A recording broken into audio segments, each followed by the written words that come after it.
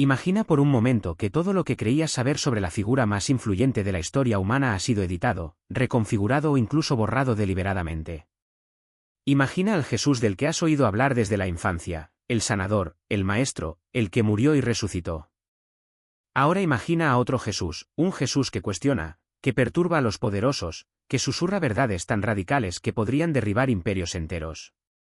Un Jesús cuyas palabras fueron consideradas tan peligrosas que concilios de obispos y emperadores conspiraron para enterrarlas durante más de 1000 años. Esta no es una simple historia sobre religión. Es un viaje a las sombras de la historia, a las enseñanzas que sobrevivieron solo en fragmentos, ocultas en desiertos, selladas en vasijas de barro o susurradas en círculos secretos de buscadores. Y al abrir estos fragmentos, lo que descubrimos no es solo historia, sino poder. Un poder que hace temblar las instituciones, porque no exige obediencia, sino que promete liberación. Para comprender por qué se ocultó tanto de esto, debemos remontarnos al siglo IV, a una reunión que transformaría para siempre el cristianismo, el Concilio de Nicea en el año 325 después de Cristo. No fue presidido por profetas ni místicos, sino por un emperador romano, Constantino. El imperio se estaba fracturando, las religiones competían, y Constantino necesitaba unidad. No veía en el cristianismo un misterio que proteger, sino una herramienta política que pudiera unir a Oriente y Occidente, a soldados y sacerdotes, a gobernadores y agricultores. Lo que emergió de Nicea no fue simplemente una visión espiritual, sino una estrategia imperial. Se fijaron doctrinas. Se forjó el credo. Y lo más importante, se trazaron límites. Por un lado, la versión oficial, bendecida por la autoridad del emperador. Por el otro, la herejía, una etiqueta que condenaría docenas de evangelios y cientos de comunidades. Antes de Nicea, el cristianismo no era una sola voz, sino un coro. Algunos veían a Jesús como un ser divino enviado desde más allá de las estrellas. Otros lo veían como un místico que enseñaba la reencarnación, la meditación y el despertar del alma. Otros creían que su reino de Dios no era un paraíso físico, sino un estado de consciencia, una puerta oculta en cada uno de nosotros.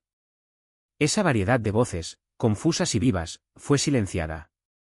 El concilio definió la ortodoxia, una palabra que simplemente significa creencia correcta, y todo lo demás era herejía.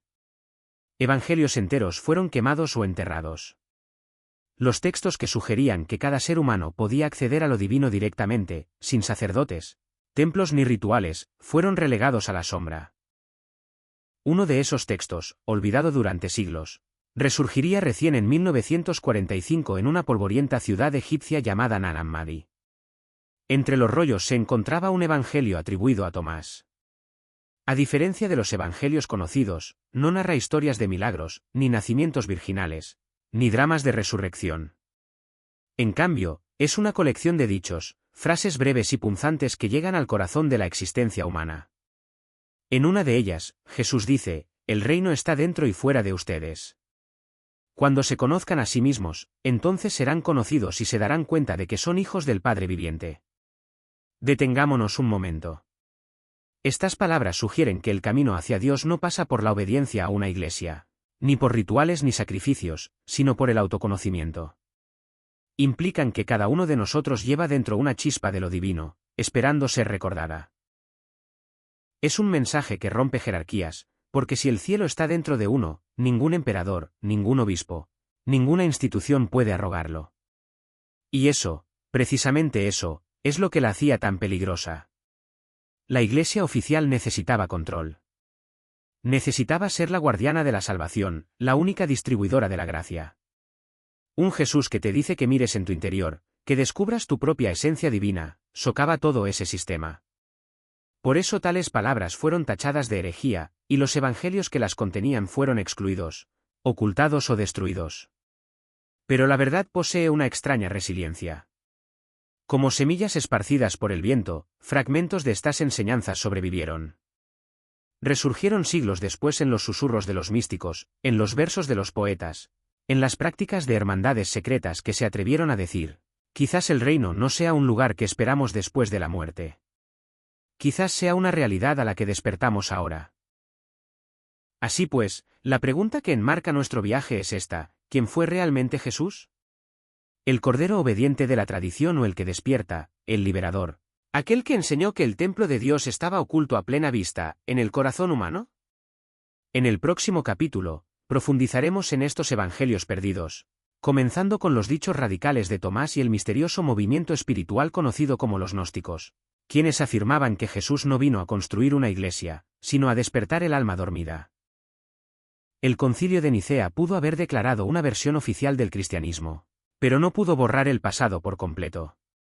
Durante siglos, otras voces de las enseñanzas de Jesús permanecieron al margen, en manuscritos ocultos, susurradas en reuniones secretas y preservadas por grupos que se negaron a someterse al decreto imperial. Estas voces nos hablan de un Jesús muy diferente, menos un hacedor de milagros atado a rituales, más un maestro de la consciencia y el despertar interior. Tomemos como ejemplo el Evangelio de Tomás, descubierto en 1945 en Nag Hammadi. No es un evangelio de cuento. No hay panes ni peces. No hay agua en el vino. No hay una narración de la crucifixión. En cambio, es una colección de dichos, cada uno como un rayo, breves, enigmáticos e inquietantes. Se leen menos como sermones y más como koans, diseñados para despertar al oyente. En un pasaje, Jesús declara, el reino está dentro de ustedes y fuera de ustedes. Cuando se conozcan a sí mismos, serán conocidos. No se trata de esperar el cielo después de la muerte. Se trata de una transformación aquí y ahora.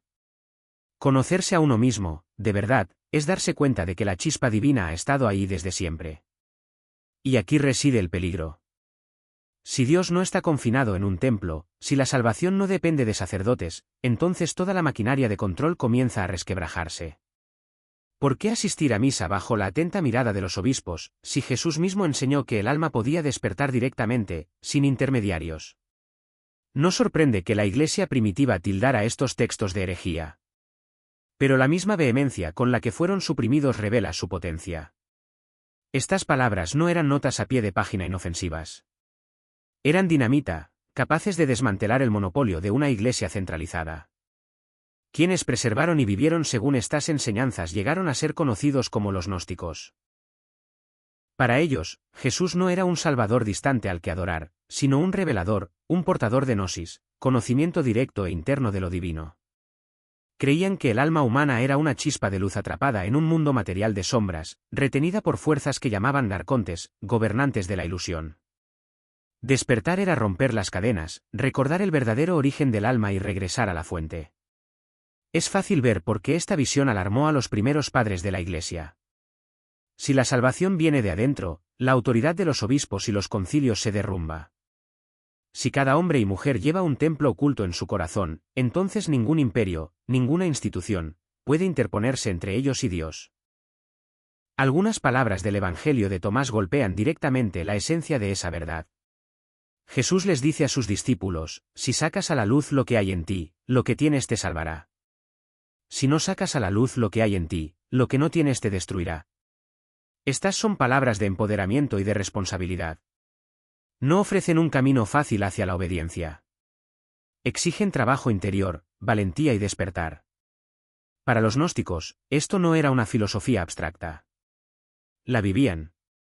Formaban comunidades donde hombres y mujeres estudiaban juntos, donde compartían visiones y experiencias místicas, donde el acto de conocerse a uno mismo se consideraba la oración más sagrada. Para ellos, Jesús era menos un sacrificio en la cruz y más un guía que mostraba cómo escapar de la prisión de la ignorancia. Y precisamente por eso los perseguían.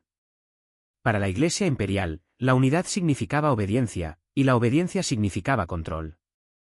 El Evangelio de Tomás, el Evangelio de María, el Evangelio de Felipe. Estos textos no solo ofrecían historias alternativas, sino un cristianismo alternativo. Uno que empoderaba a las personas para encontrarse cara a cara con lo divino.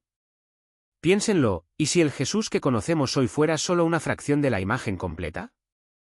¿Qué pasaría si la parte más revolucionaria de su mensaje, la que liberó a la gente, se hubiera eliminado intencionalmente, dejándonos solo con la versión que servía al imperio y a la jerarquía? Esta es la inquietante posibilidad que resuena en las páginas de los Evangelios perdidos. No son meras curiosidades de la literatura antigua. Son evidencia de una lucha sobre quién posee la historia de Jesús. ¿Fue él la piedra angular de una institución o el que despertó el alma humana? A medida que avanzamos, el misterio se profundiza. Porque surge la pregunta, ¿dónde aprendió Jesús ideas tan radicales? No surgen de la nada.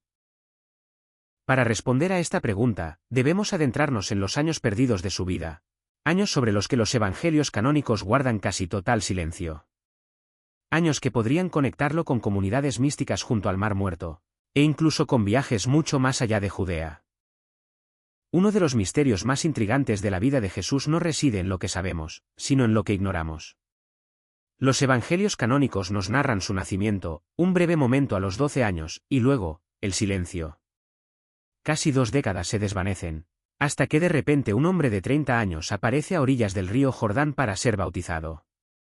¿Qué ocurrió durante esos años perdidos?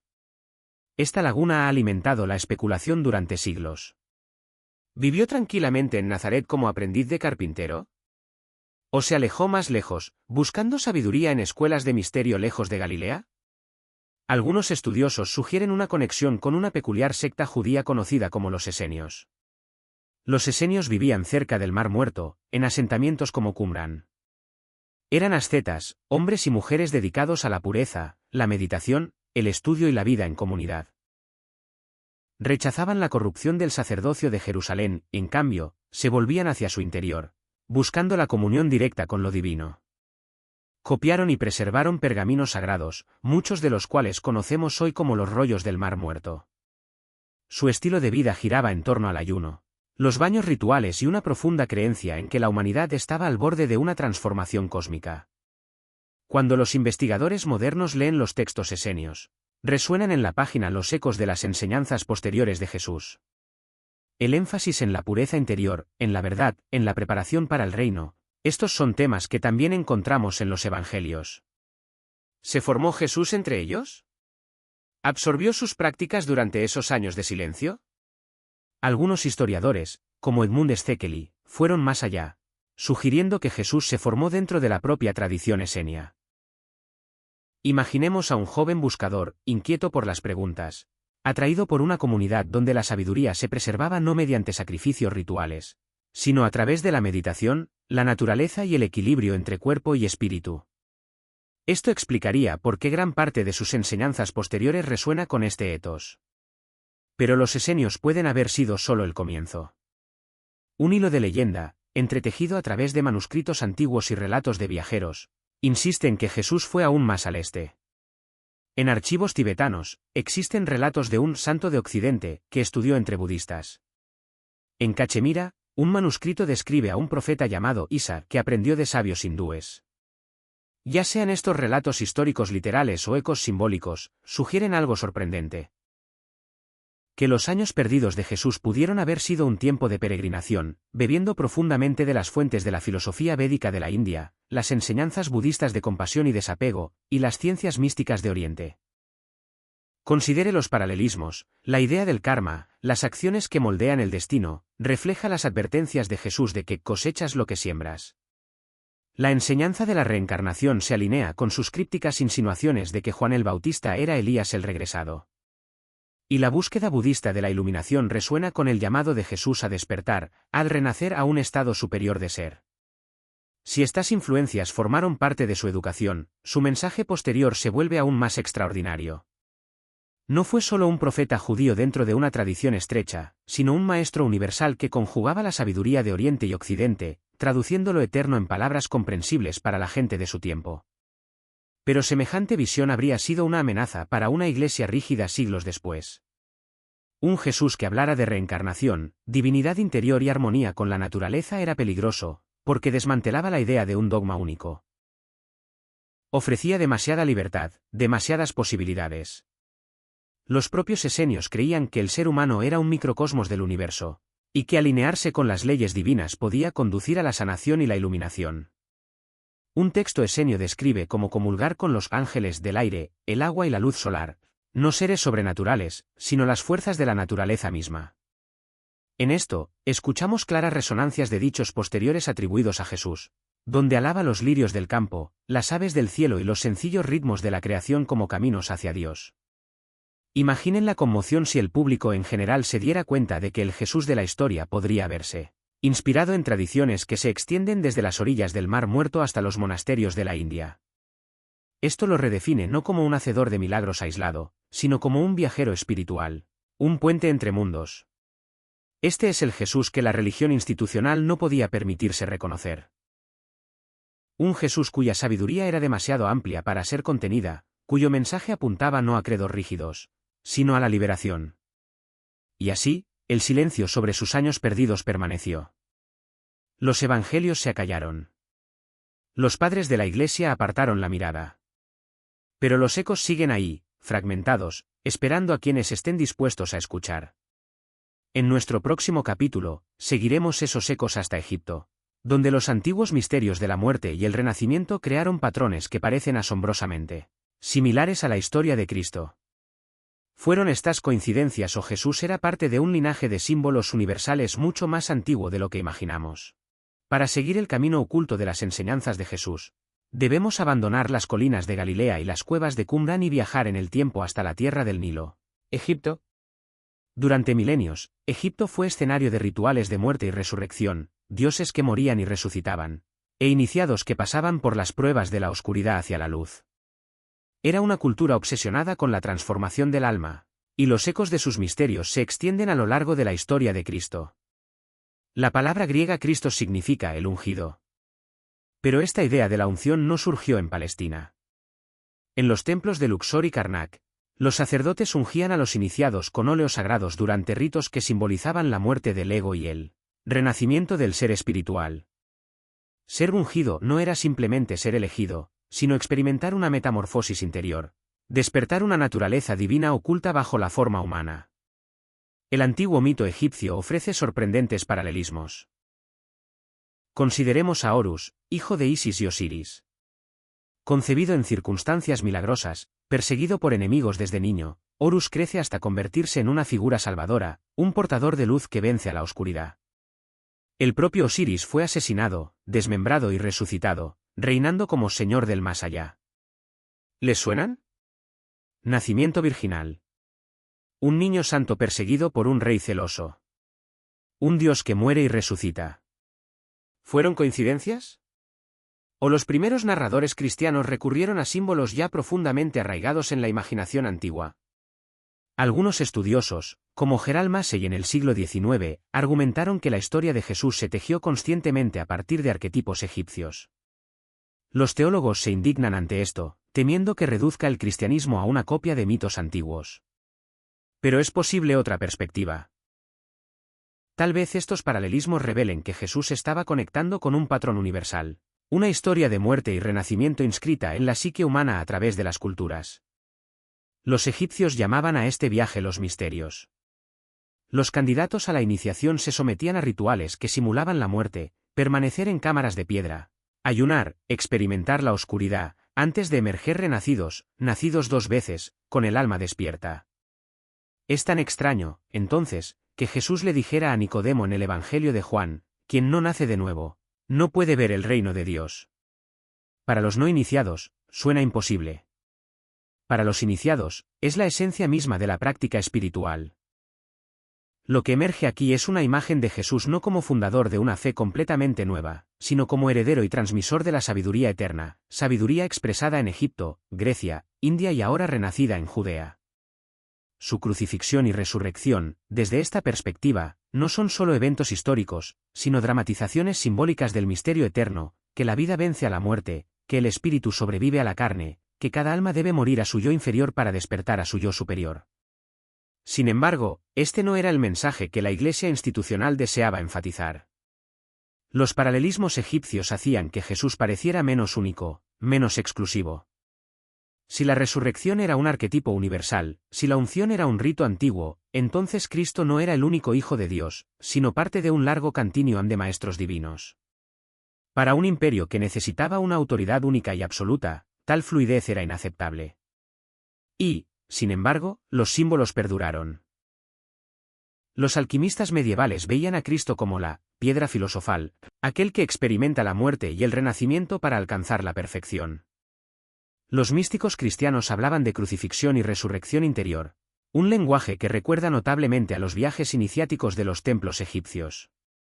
Así que quizás la verdadera pregunta no sea si Jesús tomó prestado de Egipto, sino si se encontraba en un río de tradición que siempre había fluido, uno que transportaba los mitos de Osiris, la sabiduría de Hermes Trismegisto, las visiones de los profetas y las percepciones de los sabios orientales, todo ello convergiendo en la figura que ahora llamamos Cristo.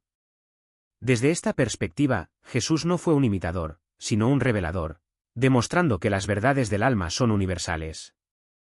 Las vistió con historias que sus oyentes podían comprender, parábolas de semillas de mostaza e hijos pródigos, pero el patrón era antiguo, cósmico, atemporal. Y, sin embargo, si Jesús transmitió esta sabiduría universal, no estaba solo. Había otra figura a su lado, una cuyo papel ha sido oscurecido, incluso deliberadamente borrado. Ella no era solo una seguidora, sino quizás su iniciada más cercana, su igual espiritual y la portadora de sus enseñanzas ocultas. Su nombre era María Magdalena. Y su historia es una de las más cuidadosamente silenciadas de toda la historia cristiana. Si hay una figura en la historia de Jesús cuya imagen ha sido tergiversada deliberadamente, es María Magdalena. Durante siglos, la Iglesia la retrató como una prostituta redimida por la misericordia de Jesús, una mujer definida para siempre por el pecado y la vergüenza. Pero cuanto más se profundiza, más se desmorona esa historia. La Magdalena que encontramos en los textos más antiguos no es en absoluto una mujer caída. Es algo mucho más poderoso, una discípula, una confidente, quizás incluso la clave para comprender los aspectos más ocultos del mensaje de Jesús. Esta distorsión no fue casual. En el año 591, el Papa Gregorio I pronunció un sermón en el que confundió a María Magdalena con la mujer pecadora, anónima que ungió los pies de Jesús. De un solo golpe, Magdalena fue rebautizada para siempre, no como líder o maestra, sino como una pecadora arrepentida. Este error, o estrategia, tuvo un propósito claro: disminuir su autoridad y eliminar cualquier desafío que representara para la jerarquía eclesiástica patriarcal. Pero las fuentes más antiguas cuentan una historia diferente. En el Evangelio de María, un texto descubierto en el siglo XIX pero oculto al público durante décadas, María emerge como la discípula más fiel de Jesús. Tras la resurrección, cuando los demás apóstoles están paralizados por el miedo y la duda, es María quien los consuela, compartiendo enseñanzas secretas que, según ella, Jesús le reveló solo a ella. Esto, por supuesto, no sentó bien a todos. En el Evangelio, el propio Pedro protesta: ¿de verdad habló en privado con una mujer y no abiertamente con nosotros? ¿Debemos volvernos y escucharla? La prefería a nosotros. Los celos son casi tangibles. Otro discípulo reprende a Pedro, recordándole que si el Salvador la hizo digna, ¿quién es él para negársela? El texto revela una lucha de poder en el corazón del cristianismo primitivo. Una contienda entre una visión que incluía a las mujeres como líderes espirituales y una visión que buscaba borrarlas. María Magdalena, en muchas tradiciones esotéricas, es vista como la encarnación de Sofía, la sabiduría divina en forma femenina. Juntos, Jesús y María representaban no solo al maestro y al seguidor, sino la unión de los principios masculino y femenino. El Logos, palabra divina, y la Sofía, sabiduría divina. El sol y la luna.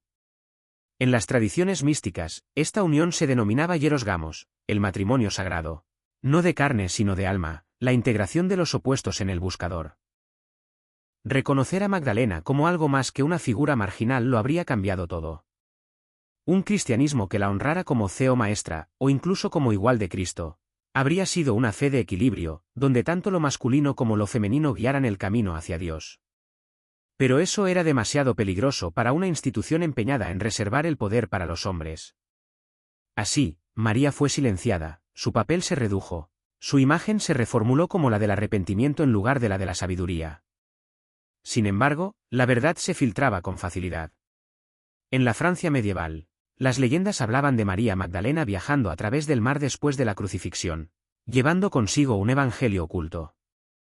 En la región del Languedoc, los cátaros, posteriormente reprimidos como herejes, conservaron los susurros de una feminidad sagrada que equilibraba el mensaje de Cristo. Incluso la idea del Santo Grial se transformó, no una copa de oro, sino la sangre real. La sangre real, o más simbólicamente, El linaje espiritual de la sabiduría que pasó por las manos de Magdalena. Piensen en las implicaciones. Si Magdalena no era una pecadora arrepentida, sino una maestra espiritual por derecho propio, entonces toda la arquitectura cristiana de dominación masculina queda en tela de juicio. La supresión de su papel no se limitó a una sola mujer, sino que se trató de silenciar la mitad de la voz de la humanidad en el diálogo divino. Pero, como una semilla enterrada en la tierra, su imagen nunca murió del todo. Los artistas la pintaron con símbolos secretos. Los místicos la invocaron en susurros.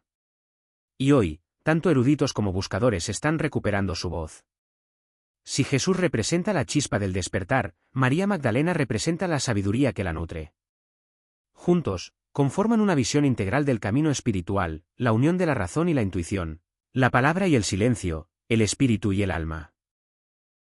Y, sin embargo, por radical que parezca este redescubrimiento, nos remite a la enseñanza más revolucionaria de todas, la idea de que el reino de los cielos no es una recompensa lejana, sino un estado de conciencia que ya está dentro de nosotros. Ese fue el mensaje que Magdalena transmitió. Esa era la verdad tan amenazante que su nombre tuvo que ser enterrado bajo siglos de calumnias. En la siguiente parte, nos enfrentaremos a la esencia misma de la enseñanza oculta de Jesús, la clave prohibida del despertar. La idea más peligrosa de todas, que el templo de Dios no está sobre las nubes, ni encerrado tras las puertas de una iglesia, sino que ya está vivo en nuestro interior. Durante siglos, la Iglesia nos dijo que el reino de los cielos era un paraíso lejano, una recompensa por la obediencia, un premio que aguardaba después de la muerte. Pero si escuchamos atentamente las palabras atribuidas a Jesús en los evangelios ocultos, surge un mensaje mucho más peligroso. El reino no es posterior. No está en otro lugar. Está aquí. Es ahora. Está dentro. El Evangelio de Tomás conserva un dicho impactante. El reino de Dios está dentro de ustedes y está fuera de ustedes. Cuando se conozcan a sí mismos, entonces serán conocidos. Esta es la esencia de la enseñanza más prohibida de Jesús. La salvación no se trata de esperar el permiso divino. Se trata de despertar a lo que ya somos. Piensa en lo que esto significa. Si el templo está dentro de ti, no se necesita ningún sacerdote que medie. Si el altar es tu corazón, no se requiere ningún ritual para acceder a él. Si la chispa divina vive en tu interior, las cadenas del miedo, miedo al castigo, miedo al fuego eterno, pierden su control. Un ser humano que comprende esto no puede ser controlado. Por eso esta verdad tuvo que permanecer oculta. Jesús habló del reino en parábolas. Una semilla de mostaza, la más pequeña de todas, creciendo hasta convertirse en un árbol imponente. Una perla de gran valor, por la que vale la pena venderlo todo. Un tesoro enterrado en un campo, invisible hasta ser descubierto. Estas no eran descripciones de una ciudad física con puertas de oro. Eran invitaciones en clave, metáforas para el despertar de la consciencia. Místicos de distintas culturas reconocieron la misma verdad. El poeta sufí Rumi cantó sobre el amado interior. Los cabalistas judíos lo llamaron Ein Sof, la luz infinita que habita en cada alma. Los budistas lo llamaron Nirvana, la cesación de la ignorancia. Despertar no es alcanzar un destino, sino darse cuenta de que el destino siempre ha estado aquí. En este sentido, Jesús no es una excepción solitaria, sino un ejemplo. Un pionero que demuestra que Cristo, el ungido, es un estado de consciencia disponible para todos. Cuando dice en Juan 2:12, el que cree en mí también hará las obras que yo hago, y aún mayores, no es una exageración. Es un desafío. Si él pudo despertar al Cristo interior, tú también puedes. Pero una humanidad despierta era la pesadilla de los imperios. Un alma despierta no puede ser manipulada por el miedo al infierno, no puede ser comprada con indulgencias, no puede ser doblegada bajo coronas y concilios. Por eso, durante más de 1000 años, los místicos que se atrevieron a hablar del reino interior fueron tildados de herejes, sus escritos quemados, sus cuerpos destrozados. Y, sin embargo, la llama nunca se apagó. Porque la verdad es indestructible. Espera en silencio, como una semilla bajo la tierra invernal. Y en cada generación, alguien escucha su susurro, eres más que carne. Eres más que polvo. Eres una chispa del Dios vivo. ¿Qué hacemos con semejante mensaje? No basta con admirarlo. Nos pide algo, mirar hacia nuestro interior. Para acallar el ruido del miedo y el poder. Para buscar la voz apacible y delicada que llevamos dentro. Para reconectar con la naturaleza, con la belleza, con el silencio que habla más fuerte que los sermones. Los evangelios ocultos nos recuerdan lo que siempre estuvo ahí, que lo divino no es un trono externo, sino una llama interior. Qué despertar es recordar. Que el reino no viene. Ha llegado. Y espera en ti. Así que ahora, la pregunta ya no es sobre la historia. Se trata de ti. ¿Seguirás caminando como si el reino fuera un premio inalcanzable? ¿O te atreverás a mirar dentro y descubrir que la puerta siempre ha estado abierta? Porque una vez que sabes, no puedes ignorarlo. Una vez plantada la semilla, crecerá. Y ningún imperio, ningún dogma, ningún miedo podrá arrebatártela. La verdad que Jesús portó, la verdad que Magdalena guardó, la verdad que susurraron los gnósticos, es la misma verdad que aguarda ahora en tu corazón, el reino está dentro de ti.